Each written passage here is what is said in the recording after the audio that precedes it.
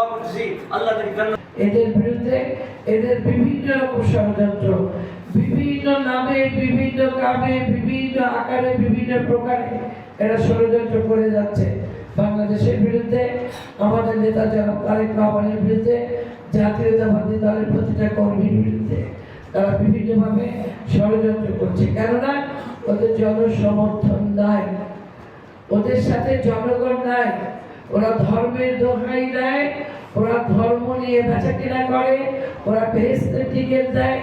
এটা বাংলাদেশের মানুষ এখন বুঝে ফেলেছে। সুতরাং ওদের ব্যবসা বাণিজ্য বন্ধ। এখন ওরা বিএনপিকে কিভাবে ঘায়েল করা যায়, কিভাবে শহীদ রাষ্ট্রপতি জিয়াউর রহমানের এই দলের উপর কলঙ্কিত করা যায়, তারেক রহমানকে কিভাবে একটু সমালোচনার মধ্যে দিয়ে একটু বিব্রত করা যায়, কিন্তু এই আশা দুরাশা বাংলাদেশের মানুষ শহীদ রাষ্ট্রপতি জিয়াউর রহমানের শাহাদাত বার্ষিকীতে দাঁড়িয়ে বলতে চাই, এই নেতার জন্ম পৃথিবীতে আর কখনো হবে না।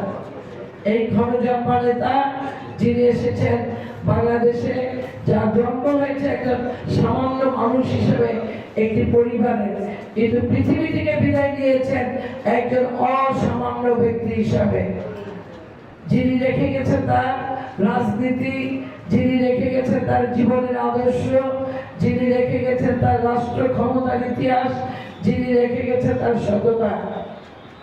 এই সেই ব্যক্তি যে ব্যক্তিকে নিয়ে গবেষণা করা যায়, এই সেই নেতা যে নেতা রাজনীতি নিয়ে গবেষণা করা যায়, এই সেই নেতা যে নেতা রাজনীতির দর্শন নিয়ে গবেষণা করছে ইতিমধ্যে।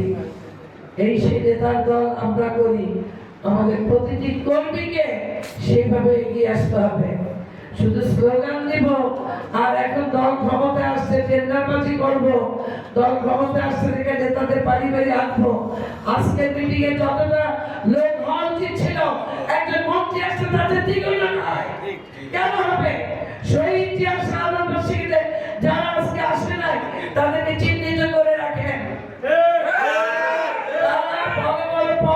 আমি নাম ধরে বলবো না, আপনাদের উত্তর জেলার কোন কোন নেতারা আজকে আসে নাই, তারা বড় বড় পদ, তারা উপজেলার বড় বড় পদ, তারা জেলার বড় বড় পদে আছে, কেন নেতা শাহাদাত বার্ষিকীতে আসবে না?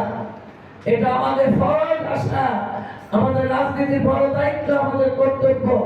কারণ শহীদ জিয়াকে নিয়েই আজকে যত ষড়যন্ত্র, শহীদ জিয়াকে যদি বাংলাদেশের রাজনীতির ইতিহাস থেকে বুঝে ফেলা যায়, তাহলে ষড়যন্ত্রকারীরা সাকসেস হবে। গত 17-20 বছর শহীদ জিয়ার নাম বাংলাদেশের রাজনীতিতে কেউ নিতে পারে নাই।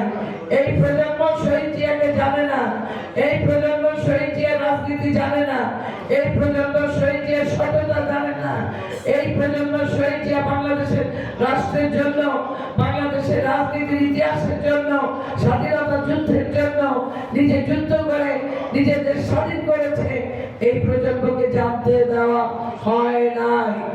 সুতরাং আমাদের এই কথাগুলোই এখন বেশি বলতে হবে, আমাদের এই কথাগুলোই জানাতে হবে।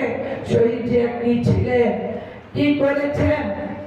একজন সৈনিক হিসেবে যুদ্ধ করে দেশ স্বাধীন করেছেন, একজন রাজনীতিবিদ হিসাবে একটি দল গঠন করেছেন, যে দলে একটি দর্শন আছে বাংলাদেশি জাতীয়তাবাদ।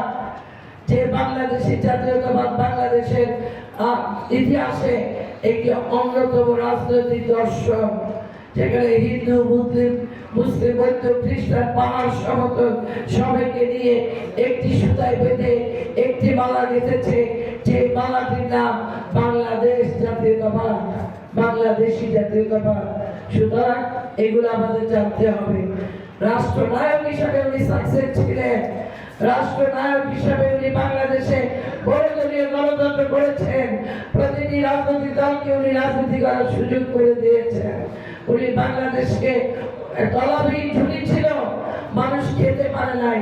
আজকে শহীদ ভাই বলেছে তারা শহীদ রাষ্ট্রপতি জিয়াউর রহমানের সময় তারা রাজনীতি করেছেন, তাকে কাছের থেকে দেখেছেন, তার সততার কথা বলেছেন। উনি সেই তলাবিহীন ঝুলি বাংলাদেশে, সেই তলাবিহীন ঝুলি থেকে বাংলাদেশকে সারা পৃথিবীর বুকে উনি পরিচিত করেছেন। উনি বাংলাদেশ থেকে জনসম্পদ মানব সম্পদ আজকে বিদেশে রপ্তানি করা হতো। বাংলাদেশ থেকে রেমিটেন্স, যে বাংলাদেশের রেমিটেন্সের প্রধান যে আয়, সেটাও কিন্তু শহীদ রাষ্ট্রপতি জিয়াউর রহমান করেছিলেন। এবং গার্মেন্টস, পোশাক খাতকে তিনি প্রতিষ্ঠা করেছিলেন, যে পোশাক খাত থেকে আমরা অনেক বড় রেমিটেন্স বাংলাদেশের মানুষ পায়। সুতরাং এগুলা শহীদ জিয়ার এই রাজনৈতিক কর্মকাণ্ডগুলা, শহীদ জিয়ার এই দর্শন, শহীদ জিয়ার রাজনীতি বাংলাদেশের মানুষকে জানতে হবে।